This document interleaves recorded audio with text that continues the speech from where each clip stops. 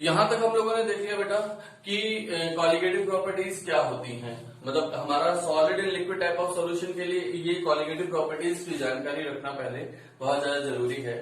अब यहाँ पे हम देख रहे हैं कि सर ये जो कॉलिगेटिव प्रॉपर्टीज हैं, जैसा कि मैंने देखा कि ये सर हमारा किस पे डिपेंड कर रही हैं, नेचर पे, सॉल्यूट के डिपेंड नहीं कर रही हैं, नेचर ऑफ सॉल्वेंट पे डिपेंड कर रही हैं।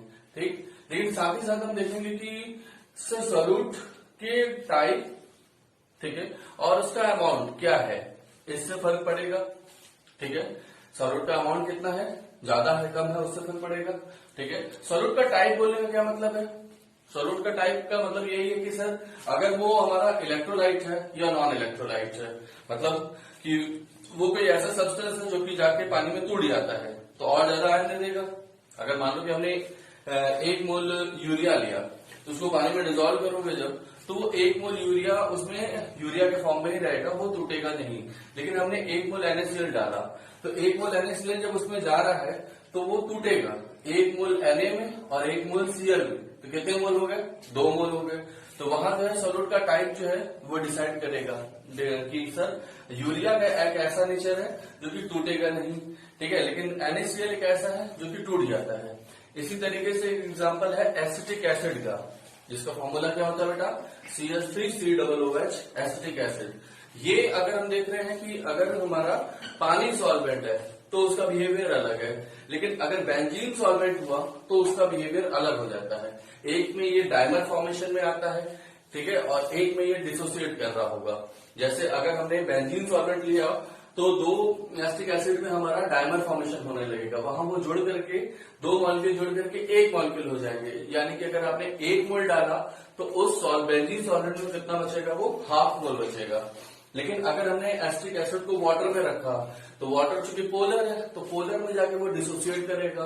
तो 1 मोल अगर आपने डाला है एसिटिक एसिड तो वो 1 मोल जो है वो एसिटेट आयन और 1 मोल H+, यानी कितने हो जाएंगे, 2 मोल। तो यहाँ पर हम देख रहे हैं कि सर सॉल्यूट का टाइप क्या है, इससे फर्क पड़ रहा है, सॉल्यूट का अमाउंट कितना है, उससे फर्क पड़ रहा है। सर सॉल्वेंट का टाइप क्या है, उससे फर्क पड़ रहा है, सॉल्वेंट का भी अमाउंट कितना ले रहे हो, उससे भी फर्क पड़ेगा। और सॉल्यूट और सॉल्वेंट के बीच में इंटरेक्शन कैसा है, क्योंकि अभी हमने देखा कि एसिटिक एसिड बेंजीन सॉल्वेंट में अलग तरीके का बिहेवियर रख रही है और वाटर सॉल्वेंट में अलग तरीके का बिहेवियर रख रही है, यानी कि इनके बीच में इंटरेक्शन कैसा है, इससे भी फर्क पड़ रहा है। तो जो कॉलिगेटिव प्रॉपर्टीज हैं ये हम कह सकते हैं कि सर ये type and amount of solute पे डिपेंड कर रहे हैं कि नहीं कर रहे हैं। फिर उसके बाद type and amount of solvent पे डिपेंड कर रहे हैं कि नहीं कर रहे हैं, इससे भी करते हैं, ठीक है। देन उसके बाद interaction between solute and solvent, इस पे भी फर्क पड़ता है। तो ये हमें जानना जरूरी है कि कॉलिगेटिव प्रॉपर्टीज जो है सर इन पे भी डिपेंड करती हैं, इतनी चीजों पर डिपेंड करती हैं। अब यहाँ पे एक साइंटिस्ट है जिनका नाम था वॉन हॉफ। क्या नाम था बेटा, वॉन हॉफ। वॉन हॉफ ने एक फैक्टर इंट्रोड्यूस किया I, ठीक है। इन्होंने कहा कि सर आपकी जो ऑब्जर्व्ड वैल्यू है, जैसे अगर मान लो कि यूरिया की बात कर रहे हैं, हमने थ्योरेटिकली जो हमने फॉर्मूला सारा पढ़ लेंगे तो हम लोग यूरिया का 1 मोल लेकर के जो वैल्यू निकाला, मान लो हमने किसी elevation in boiling point, depression in freezing point, चारों कॉलिगेटिव प्रॉपर्टी में से कोई भी सॉल्व किया, उसकी एक वैल्यू निकाली, ठीक है ना। थ्योरेटिकली हम उसको लैब में ले जाएं और एक्सपेरिमेंट करें तो वहां से जो रिजल्ट आएगा और यहाँ जो रिजल्ट आएगा दोनों सेम आएगा। क्यों, क्योंकि सर यूरिया जो है वो किसी तरीके का बिहेवियर में चेंज नहीं शो करता, वो डिसोसिएट एसोसिएट नहीं करता है। लेकिन अगर मान लो कि हमने NaCl पे एक्सपेरिमेंट किया, एसिटिक एसिड पे एक्सपेरिमेंट किया, ठीक है, या कोई भी और सॉल्ट ले सकते हैं जिसमें हमें नंबर ऑफ आयन ज्यादा मिल रहे हैं, जितना हमने 1 मोल में लेके चल रहे हो उससे ज्यादा, क्योंकि सॉल्ट तो हमेशा ही टूटने की टेंडेंसी रखेगा, या कोई ऐसा कंपाउंड है जो कि डिसोसिएट या एसोसिएट करने की टेंडेंसी रख रहा है, तो वहां पर एक्सपेरिमेंटल वैल्यू और ऑब्जर्व वैल्यू में हमेशा ही फर्क मिलेगा आपको, हमेशा ही क्या मिलेगा, फर्क मिलेगा। तो डेटा सेम आए दोनों तरफ से, एक्सपेरिमेंट आप करो तो भी आपका वही रिजल्ट आए और थ्योरेटिकली आप सोचो तो भी वही रिजल्ट आए। इसको रिलेट करने के लिए जो वॉन टॉप थे उन्होंने फैक्टर दिया आई, उसको रिलेट करने के लिए फैक्टर दिया आई और ये कहा कि सर अगर हम आई फैक्टर इंट्रोड्यूस कर देते हैं तो फिर हमारा एक्सपेरिमेंटल वैल्यू ऑब्जर्व वैल्यू से बहुत ज्यादा मैच कर रही होगी। ठीक है, अब ये कैसे इन्होंने फैक्टर इंट्रोड्यूस किया इसको देखते हैं। जैसे अगर मान लो कि हमारे पास डिसोसिएट कर रहा है, फॉर डिसोसिएशन की अगर मैं बात करूं कि हमारे पास ए एन था, ठीक है, ए के एन मॉलिक्यूल एन एटम जुड़े हुए हैं और ये पानी में डाला गया और ये टूटा एन ए में। ठीक है, इसका मतलब समझ में आ रहा है, जैसे A2 है वो टूट करके 2A बना दिया। ठीक है, तो इस तरीके से हम कह रहे हैं कि ये डिसोसिएट किया कि नहीं किया।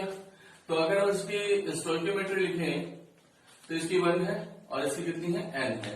यानी कि हम ऑन पेपर कह सकते हैं कि जब तक इसका 1 मोल डिसोसिएट करता है तो इसके कितने मोल प्रोड्यूस होते हैं बेटा, n मोल प्रोड्यूस होते हैं। ठीक है, इस स्टोइकियोमेट्री को हमने मोल के टर्म में लिखा तो हम कह सकते हैं कि 1 मोल अगर हम इसका लेंगे सर तो इसके कितने मिलेंगे, n मोल मिलेंगे।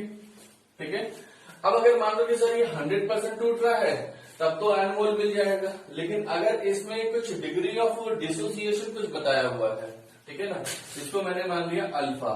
अल्फा क्या है इसका, डिग्री ऑफ डिसोसिएशन। ठीक है, डिग्री ऑफ डिसोसिएशन जो होता है इसके बारे में हमें एक बात जानकारी रखनी है कि ये जो होता है आउट ऑफ 1 मोल के लिए बताया जाता है, आउट ऑफ 1 मोल। डीओडी जो होता है वो आउट ऑफ 1 मोल होता है, यानी 1 मोल के लिए अगर हम बात कर रहे हैं तो उसके लिए वो अल्फा है।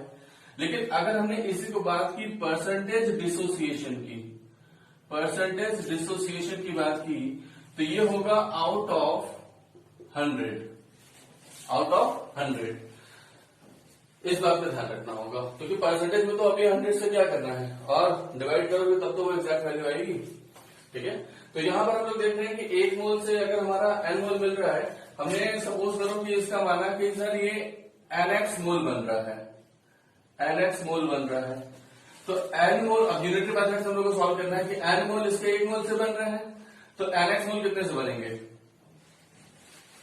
कुछ बच्चों को दिक्कत आएगी, इसको मैं अलग से कर देता हूं कि n मोल जो है A का वो बन रहा है 1 मोल AN से। बोलो बेटा, तो अब हमें कह रहा है कि nx मोल कितने से बनेगा, तो ये बनेगा nx वाला फैक्टर जो है ये इधर जाकर मल्टीप्लाई करते हैं, इसे डिवाइड करेंगे तो nx मल्टीप्लाइड बाई 1 अपॉन में n, ये कितना आ गया, x मोल AN लगेगा। चलो, तो यहां से हम कितना घटा दें, ये तो हम लोग का रफ वर्क हो गया। ठीक है, लेकिन रफ वर्क ज्यादा इंपॉर्टेंट है क्योंकि अगर गलत कर दिया तो फिर ये कचरा हो जाएगा सारा कुछ। तो n मोल जो है वो 1 मोल से बन रहे हैं तो nx कितने से बनेगा, x से। तो यहां से x घटा दें x मोल तो बचा कितना, 1 माइनस x मोल बचा कि नहीं बचा, 1 माइनस x मोल लेफ्ट, यहां लेफ्ट लिख दूं मैं। बोलो भाई, ये इतना क्या है, ये बना है, ठीक है, और ये इतना क्या है, ये बचा है।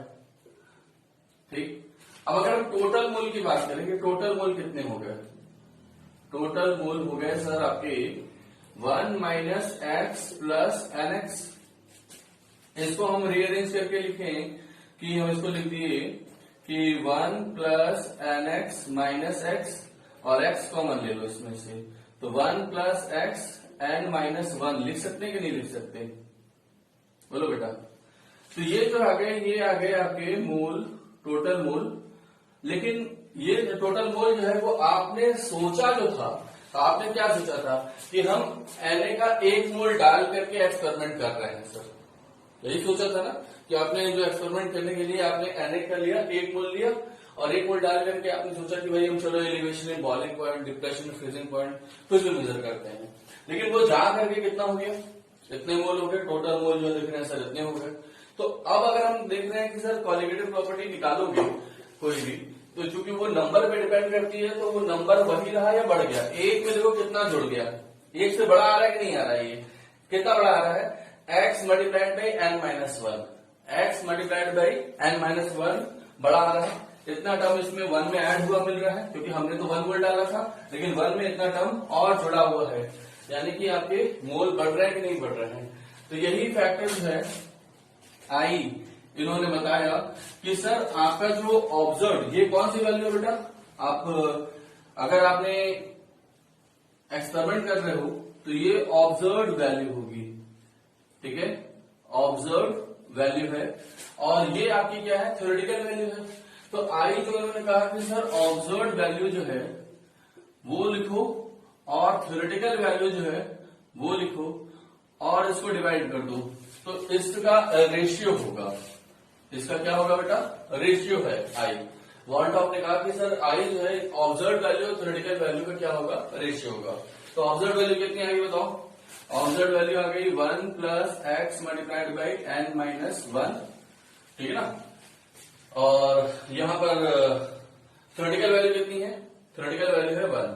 तो यहां से हम लोग ने आई का फॉर्मूला निकाल लिया कि 1 plus x multiplied by n minus 1, ठीक है, जहां पर सर x क्या है, x है डिग्री ऑफ डिसोसिएशन, क्या है बेटा, डिग्री ऑफ डिसोसिएशन। n क्या है, n है number of moles of product form, number of moles of product form,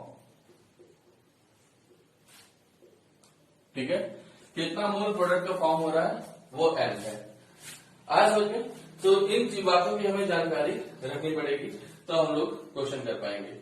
इसको नोट करें, इसको कुछ क्वेश्चन करवाते हैं।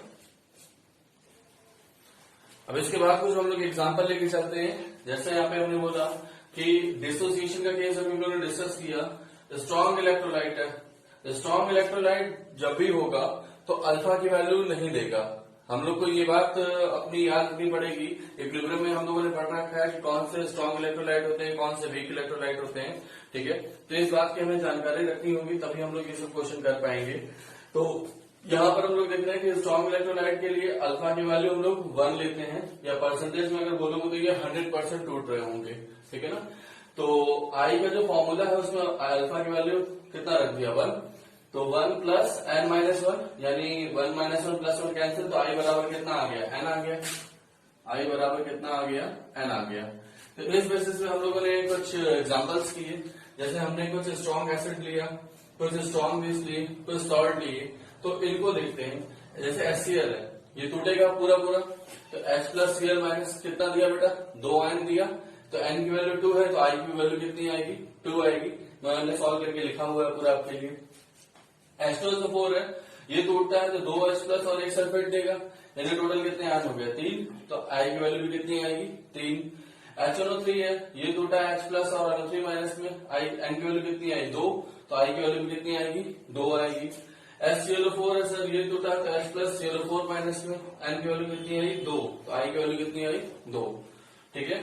उसी तरीके से स्ट्रॉन्ग बेस है, जैसे NaOH, KOH, barium hydroxide, calcium hydroxide, ठीक है, अल्कली मेटल और अल्कली अर्थ मेटल के जो हाइड्रोक्साइड है, लिथियम को छोड़ करके और बेरियम मैग्नीशियम को छोड़ करके बाकी सभी हम लोग स्ट्रॉन्ग में मानते हैं।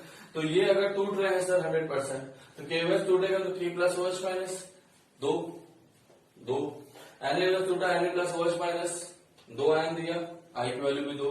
बेरियम हाइड्रोक्साइड ये टूटेगा, एक बेरियम 2 हाइड्रोक्साइड के टोटल कितने आयन कितने हुए, 3, तो I की वैल्यू कितनी आएगी, 3।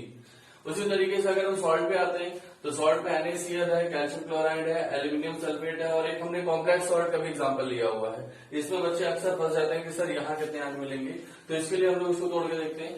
NaCl को तोड़ोगे तो बेटा 1 NaOHCl, 2, कैल्शियम क्लोराइड को तोड़ोगे तो 1 कैल्शियम 2 क्लोरीन, कितना हो गया, 3 आयन हुए, तो उधर भी 3 हो जाएगा।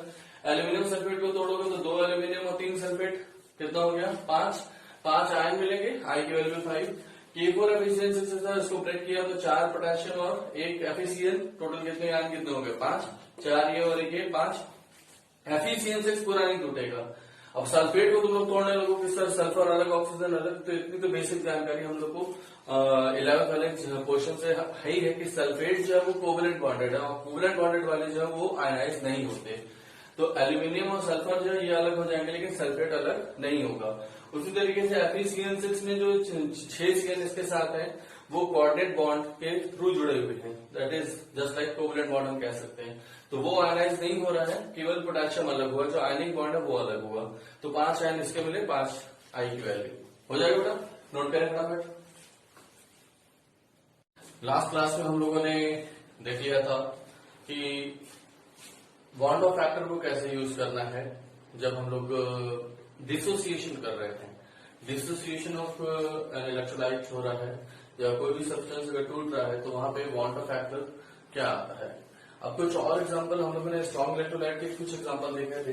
अब अगर हम वीक इलेक्ट्रोलाइट की बात करें, वीक इलेक्ट्रोलाइट क्या होगा बेटा? वीक इलेक्ट्रोलाइट जिसके लिए अल्फा की वैल्यू लेस देन 100% होगी, वो पूरा 100% नहीं टूट रहा होगा, कुछ कम टूट रहा होगा। तो उसी केस में हम लोग बॉन्ड ऑफ फैक्टर कैसे इस्तेमाल करेंगे? तो उसके लिए हम लोगों ने अपनी कैटेगरी बांटी कि एक है वीक एसिड की कैटेगरी और एक है वीक बेस की कैटेगरी।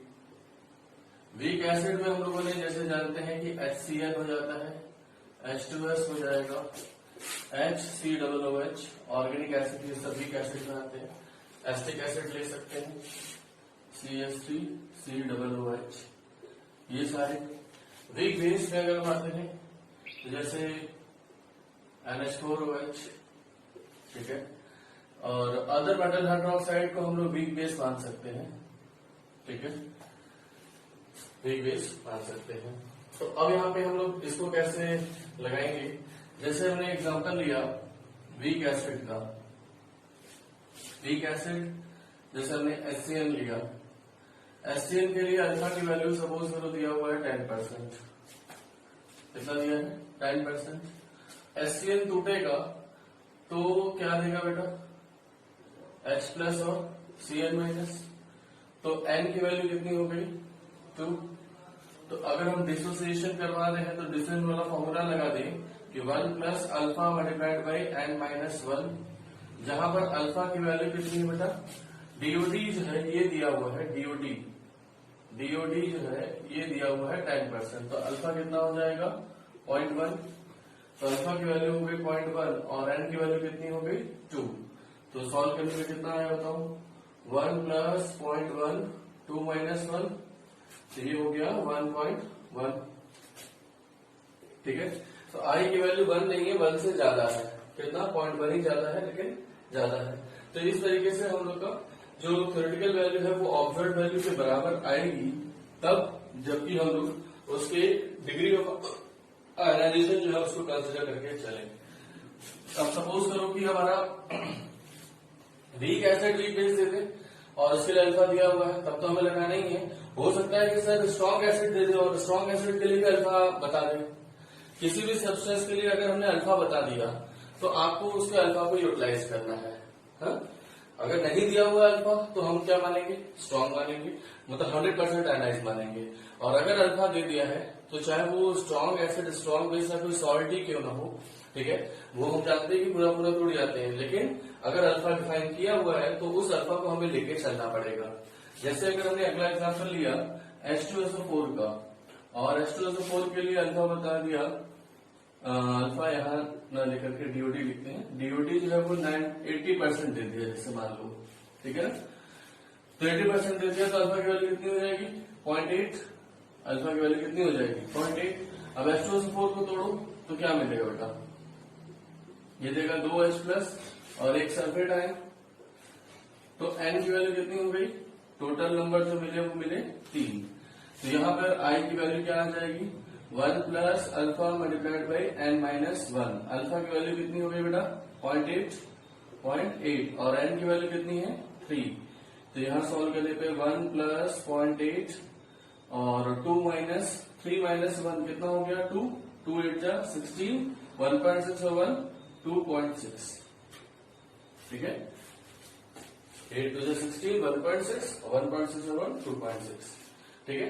तो ये चीज हम लोग को ध्यान रखनी है कि I की वैल्यू को हमें कैसे इस्तेमाल करना है। अगर हम I ये वाली वैल्यू ना रखें, H2SO4 को पूरा पूरा तोड़ रहे होते तो हमें कितना मिलता? 3 मिलता। लेकिन 3 न मिलकर यहाँ मिल रहा है 2.6। तो इस बात का ध्यान रखना है कि अगर वो अल्फा दिया हुआ है टर्म किसी का, तो वो अल्फा हमें इंट्रोड्यूस करना ही करना है, चाहे वो स्ट्रॉन्ग एसिड हो चाहे वो स्ट्रॉन्ग बेस ही क्यों ना हो। आज हो गए। तो वीक एसिड वीक बेस का अगर कोई केस मिल जाए तो हमें कैसे अल्फा इस्तेमाल करना है ये देख लिया। इवन स्ट्रॉन्ग कंपोनेंट कोई है तो उसके लिए अल्फा दिया हुआ है तो भी हमें उसको कैसे इस्तेमाल करना है ये देख लिया। अभी हमने देखा जो कि वो इलेक्ट्रोलाइट देखा, स्ट्रॉन्ग इलेक्ट्रोलाइट वीक इलेक्ट्रोलाइट। अब अगर हम देखते हैं कि सर कोई नॉन इलेक्ट्रोलाइट उसको बोलेंगे जो कि सर टूटेगा नहीं। टूटेगा नहीं मतलब कि अल्फा की वैल्यू कितनी लेंगे इनके लिए 0। जैसे कौन कौन से होते हैं, एग्जाम्पल जैसे यूरिया हो गया, ग्लूकोज हो गया, ठीक है, सुक्रोज हो गया। तो ये सब आपके क्या हो जाएंगे कि टूटने वाले नहीं है, तो इनके लिए अल्फा की वैल्यू 0। तो अगर हमने फॉर्मूले में प्लेस किया कि I is equal to 1 plus alpha multiplied by n minus 1, alpha की वैल्यू 0 है तो I की वैल्यू कितनी आ गई 1 आ गई। अब I बराबर हम लोगों ने देखो याद करो क्या पढ़ा था, जब ये फॉर्मूला निकाला था तो ये ऑब्जर्व मोल थे अपॉन में थ्योरेटिकल मोल तो 1 थे, यानी कि n ऑब्जर्व अपॉन में n थ्योरेटिकल था, बोलो n ऑब्जर्व अपॉन में n थ्योरेटिकल था। अब I की वैल्यू 1 आ रही है मतलब क्या होगा, ऑब्जर्व मोल थ्योरेटिकल मोल के बराबर होंगे। और मोल मॉलिक्यूलर वेट के क्या होते हैं, इनवर्सली प्रोपोर्शनल होते हैं। तो मॉलिक्यूलर वेट ऑब्जर्व नीचे आ जाएगा और मॉलिक्यूलर वेट थ्योरेटिकल जो है ये ऊपर चला जाएगा, ठीक है, मॉलिक्यूलर वेट थ्योरेटिकल ये ऊपर चला जाएगा। तो अब हम देख रहे हैं कि सर I की वैल्यू 1 है यानी कि n ऑब्जर्व बराबर क्या हो गया n थ्योरेटिकल, ऐसे केस में। या फिर ऑब्जर्व मॉलिक्यूलर वेट को अगर हम लोगों ने थ्योरेटिकल मॉलिक्यूलर वेट से कंपेयर किया तो ये भी दोनों क्या आएगा बराबर आएगा, यानी कि टूटने की टेंडेंसी नहीं है। तो सर जो अगर मॉलिक्यूल में मान लो टूटा ही नहीं तो उसका जो मॉलिक्यूलर वेट आप ऑन पेपर कैलकुलेट कर रहे हो एक्सपेरिमेंटल में निकालोगे तो वही आएगा, ठीक है। जो मोल्स आपने थ्योरेटिकली डाले हैं उतना ही आपको ऑब्जर्व मिल रहे होंगे। तो इनका केस एकदम सिंपल सा है कि ये सर आपके क्या है नॉन इलेक्ट्रोलाइट। आज हम नोट कीजिए इसको। उसके बाद हम लोग देख रहे हैं कि सर डिसोसिएशन तो हो गया, अब हम बात करें एसोसिएशन की। तो अगर कोई मॉलिक्यूल एसोसिएट कर रहा है तो क्या होगा, फॉर एसोसिएशन, ठीक है, एसोसिएशन अगर दो मॉलिक्यूल जोड़ करके एक हो जाए, या फिर अब इसको ऐसे बना दें कि n एटम्स है एक जो जुड़ करके an हो रहे हैं, तो जुड़ रहा है कि नहीं जुड़ रहा है, यानी हम कह सकते हैं कि n मोल्स जो हैं ये जुड़ करके कितना बना रहे हैं बेटा 1 मोल बना रहे हैं। तो अगर n मोल 1 मोल बना रहे हैं तो 1 मोल कितना बनाएगा, 1 मोल बनाएगा 1/n मोल। आया समझ में। तो यहाँ पर जो हम लोग का फॉर्मूला हम लोग ने डिफाइन किया हुआ है I बराबर 1 plus alpha multiplied by n minus 1। ये m थे आपके कौन से मोल जो टूटने पे प्रोड्यूस हो रहे हैं, और यहाँ पर जुड़ने का केस ले रहा हूं तो सर उल्टा ले रहा हूं। तो इसी n की वैल्यू को हम क्या कर देंगे 1/n कर देंगे। तो इसकी वैल्यू को हमने क्या कर दिया 1/n माइनस 1। तो ये हमारा आ जाता है फॉर्मूला किसके लिए, जब ये डिसोसिएट कर रहा होगा। आज समझिए। तो इसको अगर हम लोग डिफाइन करके लिखे तो क्या लिखते हैं 1 plus alpha by n minus alpha, या इसको हम लोग पढ़ते हैं 1 minus alpha plus alpha by n। तो ये दो फॉर्मूले आप बना करके याद करो। देखो जो डायरेक्टली लिखते हैं कई जगह ये फॉर्मूला मिलता है, ठीक है, 1 minus alpha plus alpha by n, ये भी लिख सकते हो, ठीक है। या फिर यहाँ से अल्फा का फॉर्मूला बुकों में छपा रहता है कि अल्फा बराबर क्या हो जाएगा I माइनस 1/n माइनस 1। तो वो तमाम तरीके से बच्चे कंफ्यूज जाते हैं। मैं कहता हूँ कि एक ही फॉर्मूला ये वाला याद रखो, अगर डिसोसिएशन है तो n माइनस 1 और अगर एसोसिएशन है तो 1/n, ठीक है। जहां पर n की वैल्यू क्या होगी, यहां पर अगर हम देखें कि वेयर n की वैल्यू क्या है, वेयर n है नंबर ऑफ पार्टिकल्स एसोसिएटेड, कितने n मोल्स जोड़ करके 1 मोल बना रहे हैं, तो इसको हम कह सकते हैं कि नंबर ऑफ पार्टिकल्स, पार्टिकल का नाम दिया मैंने एसोसिएटेड, ठीक। अगर हमारा दो डाइमर पर दो मॉलिक्यूल थे वो जोड़ के एक हो गए तो n की वैल्यू कितनी हो जाएगी 2। फॉर डाइमर, फॉर डाइमराइजेशन बोलते हैं इसको बेसिकली, फॉर डाइमराइजेशन n की वैल्यू कितनी ले लेंगे 2। यानी दो मॉलिक्यूल जोड़ करके एक हुए या दो एटम जोड़ करके एक हुए तो एन की वैल्यू कितनी हो जाएगी 2। फॉर ट्राइमराइजेशन की बात करें तो एन की वैल्यू कितनी ले लेंगे बेटा 3। टेट्रामराइजेशन हो जाए तो एन की वैल्यू कितनी हो जाएगी 4। पॉलीमराइजेशन हो जाए तो उसमें एन मॉलिक्यूल जोड़ करके वो एक मोल हो रहे हैं, ठीक है। पॉलीमराइजेशन में तो कुछ एन की वैल्यू फिक्स है नहीं तो वो एन ही रहेगा। कुछ आया समझ में? तो ये कुछ चीज ऐसे कर रहे होंगे हम लोग। हो जाएगा भाई, नोट करें इसको जल्दी से फटाफट।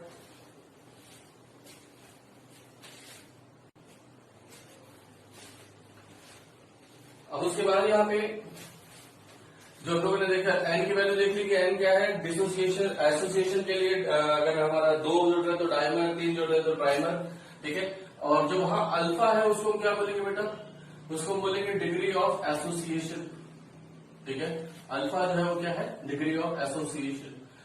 अब जैसे क्वेश्चन बनाया मैंने कि हमारे पास एसिटिक एसिड है, जैसा मैंने बताया था कि एसिटिक एसिड बेंजीन सॉल्वेंट में जाकर के डाइमर बनाता है। तो ये कह रहा है acetic acid 10% undergo dimerisation in benzene solvent.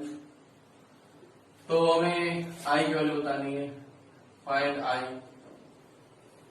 तो हमने फॉर्मूला पहले बनाया कि आई बराबर है हमारा 1 plus alpha multiplied by 1/n-1, ये लिखा जाएगा, ठीक है। डाइमराइजेशन है, एसोसिएशन के केस है, इसलिए 1/n लगाएगा। अल्फा की वैल्यू कितनी भाई 10% है, यानी कितना हो गया अल्फा बराबर 10% का मतलब हो गया 0.1, तो 0.1 रखा। 1/n की वैल्यू कितनी रखेंगे बेटा 2 -1, तो ये कितना हो जाएगा 1 प्लस 0.1, ये माइनस हाफ बचा, और इसको सॉल्व करोगे तो कितना आ जाएगा 1 माइनस 0.1/2, तो ये हो जाएगा 0.05, ठीक है। और ये आ जाएगा आपका 1 माइनस 0.05, तो यानी कितना हो गया 0.95, ठीक है। तो आई की वैल्यू जो है वो कितनी हो गई 0.95। आया समझ में? बोलो। तो इस तरीके से हमारा आई की वैल्यू चेंज हो रही है, तो उसको हमें ध्यान रखना होगा कि सर कब हमारा एसोसिएशन में जा रहा है, कब डिसोसिएशन में जा रहा है, तो ये चीज हम कैलकुलेट कर सके, ठीक। नोट कीजिए।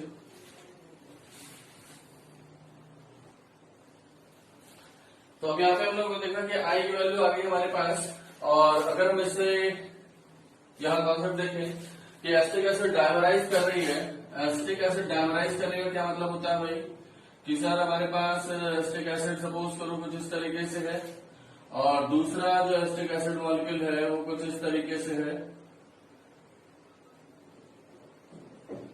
ठीक है। ये अलग एसिटिक एसिड है, ये अलग एसिटिक एसिड है, ये इसके साथ हाइड्रोजन बॉन्ड बनाया हुआ है, ये इसके साथ हाइड्रोजन बॉन्ड बनाया हुआ है, तो ये दोनों जुड़ गए। तो आप एसिटिक एसिड का मॉलिक्यूलर वेट जो आप सोचोगे मॉलिक्यूलर वेट थ्योरेटिकल वाला, ठीक है। तो एसिटिक एसिड का मॉलिक्यूलर वेट कितना आता है भाई CH3COOH 12 24, 3 और 1 4 और 132, कितना आ गया 4 4 8 9 10 3 3 6 60। तो ये मॉलिक्यूलर वेट इसका कितना आया 60 आया। तो यहाँ पर हम लोग देख रहे हैं कि सर जो मॉलिक्यूलर वेट आप ऑब्जर्व करोगे वो कितना आएगा 120 आ जाएगा। हेलो, अगर ये 100% डायमंड फॉर्मेशन कर रहा है तो, लेकिन यहाँ पर हमारा 100% हो रहा है क्या, आई की वैल्यू 1 आती तो 100% होता सर। यहाँ पर हम देख रहे हैं कि सर ये पूरी तरीके से डायमराइजेशन नहीं कर रहा, 95% ही किया है। तो सर यहाँ पर हम लोग जो आई की वैल्यू निकालेंगे तो हम लोगों ने देखा था कि एन ऑब्जर्व अपॉन में क्या होता है बेटा एम थ्योरेटिकल। तो यहाँ पर हम लोग एम थ्योरेटिकल अपॉन में एम ऑब्जर्व कर रहे होंगे। तो चूंकि आई की वैल्यू जो है यहाँ पर जो आई की वैल्यू आ रही है वो लेस देन 1 आ रही है कि ग्रेटर देन 1 आ रही है, आई की वैल्यू आ रही है लेस देन 1। अब उस लेस देन 1 आने की वजह से क्या होगा कि सर जो एम ऑब्जर्व निकालना, तो एम ऑब्जर्व बराबर क्या हो जाएगा I multiplied by M theoretical, या एम थ्योरेटिकल निकालना तो वो कितना हो जाएगा बेटा I multiplied by M observe, ये आना है। लेकिन अब आई की वैल्यू अगर 1 से ज्यादा होती तो मल्टीप्लाई करने पर सर हमारा ये बराबर हो रहा है, यानी कि अगर ना मल्टीप्लाई किया जाए तो ये बराबर बड़ा होगा, ये छोटा होगा। लेकिन आई की वैल्यू हमारी क्या है, 1 से कम है, 1 से कम है यानी डिवाइड करने बराबर हो रहा है, ना डिवाइड करें तो थ्योरेटिकल वाली वैल्यू क्या होगी, ज्यादा होगी, और ऑब्जर्व वाली वैल्यू क्या होगी, कम होगी। तो एम ऑब्जर्व कम हो जाएगा और एम थ्योरेटिकल क्या होगा, ज्यादा। नीचे अगर हम देख रहे हैं तो एम ऑब्जर्व जो है वो क्या होगा, ज्यादा होगा, ऑब्जर्व के लिए छोटा सा ऑब्जर्व लिखेंगे, और एम थ्योरेटिकल जो होगा वो क्या होगा, कम होगा। ठीक है, क्योंकि ये फ्रैक्शन में आ रहा है ना, कम कम आ रहा है 1 से, 1 से कम आने का मतलब कि डिवाइड करने बराबर होगा, ना डिवाइड करो तो ये ज्यादा होगा, ये कम होगा। तो एम ऑब्जर्व की वैल्यू ज्यादा होगी, थ्योरेटिकल की वैल्यू कम होगी। वैसे भी हम लोगों ने देख लिया कि सर अगर एसिटिक एसिड अकेला पड़ा होता तो 60 आता, लेकिन अगर वो डायमर फॉर्मेशन कर रहा है तो 120 आ रहा है, यानी ऑब्जर्व वैल्यू जो है थ्योरेटिकल वैल्यू से क्या होगी, ज्यादा होगी, और जो मोल्स है वो हमारे क्या हो जाएंगे, वो कम हो जाएंगे। ऑब्जर्व मोल जो है वो कम हो जाएंगे और थ्योरेटिकल मोल जो आपने डाले थे वो ज्यादा डाले थे। तो एसोसिएट कर रहे हैं तो ऑब्जर्व मोल जो है वो कम होने ही होंगे। ये तो बहुत बड़ी चीज नहीं है, लेकिन हम लोग को यहाँ पे थोड़ी बहुत गलतियां हो जाती हैं, इस बात का हमें ध्यान रखना है सर कैसे जाना है इसको। ठीक है, फटाफट नोट कीजिए इसको।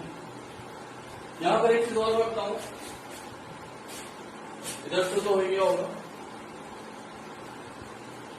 कि अगर हमने आई की वैल्यू को रिलेट किया अपनी कॉलिगेटिव प्रॉपर्टी से, तो आई बराबर हम लोग लिखते हैं ऑब्जर्व कॉलिगेटिव प्रॉपर्टी अपॉन में थ्योरेटिकल कॉलिगेटिव प्रॉपर्टी। ठीक है, और मॉलिक्यूलर वेट टर्म में उल्टा है, जितनी भी कॉलिगेटिव प्रॉपर्टीज है हम लोग आगे देखेंगे कि वो सब मॉलिक्यूलर वेट की क्या होती है, इनवर्सली प्रोपोर्शनल होती है। जितनी भी कॉलिगेटिव प्रॉपर्टीज है वो मॉलिक्यूलर वेट की क्या होती है, इनवर्सली प्रोपोर्शनल होती है।